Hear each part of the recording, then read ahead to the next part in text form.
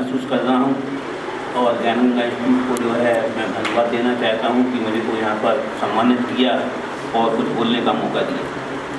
परम सिद्धे, सबसे पहले परम सिद्धे एम.एल. सौरभ को मैं श्रद्धा सुमन अर्पित कहता हूँ और ये हमारे लिए परम सौभाग्य की बात है कि professor M L. Saurabh, professor S N. Sharma, professor G P. Srivastava, इनकी बुक्स को हमको पढ़ने का मौका मिला।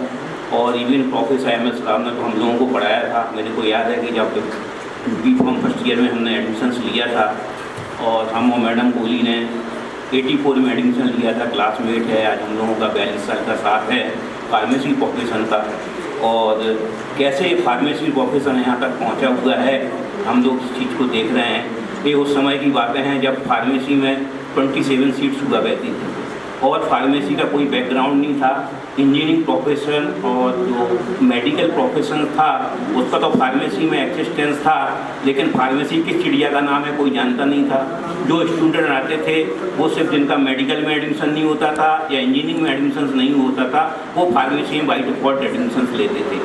और उस समय लाइफ में जैसे मैडम ने बताया कि बहुत हार्डशिप थी और इतनी सारी सुविधाएँ नहीं थी। फॉरेन राइटर्स की बुक्स चलती थी, हम लोग M.Pharm कर लिए, किताब नहीं खरीद पाए, लाइब्रेरी में जा के नोट्स बनाया करते थे और अपने सर वगैरह हैं एम.एल. सौरभ वगैरह की जो बुक्स रहती थी उससे हम लोग पढ़ाई करते थे।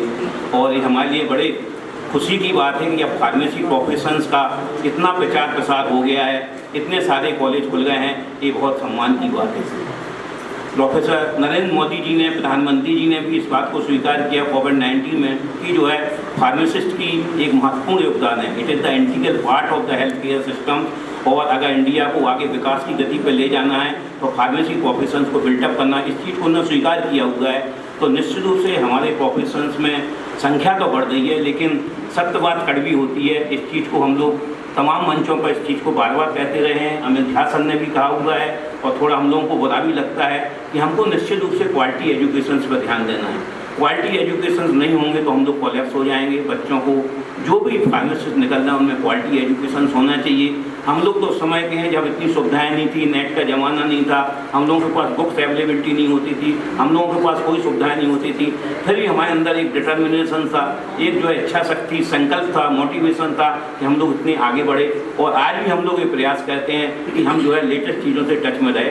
तो आज जब इतनी सारी चीज़ें हमारे पास उपलब्ध हैं, इंटरनेट मीडिया है, चैट GPT है, क्या नहीं हमारे पास गूगल्स है, हर चीज़ हमको पता है, तो हमको निश्चित रूप से अपने ज्ञान का वर्धन करना चाहिए, उसको नॉलेज को बढ़ाना चाहिए। हम लोगों की पीड़ा इस बात की जरूर है, मैं तो किसी को बुरा लगे या अच्छा कि जो है क्वालिटी एजुकेशन पर ध्यान नहीं दिया जा रहा है। अमित झा सर ने भी इस बात को कहा हुआ है कि हमने संख्या तो बढ़ा ली है, स्टूडेंट की संख्या भी बढ़ा ली, कॉलेज भी खोल लिए हैं, लेकिन जब तक क्वालिटी एजुकेशन को हम नहीं देंगे तो हम जो है निश्चित रूप से आगे नहीं बढ़ पाए।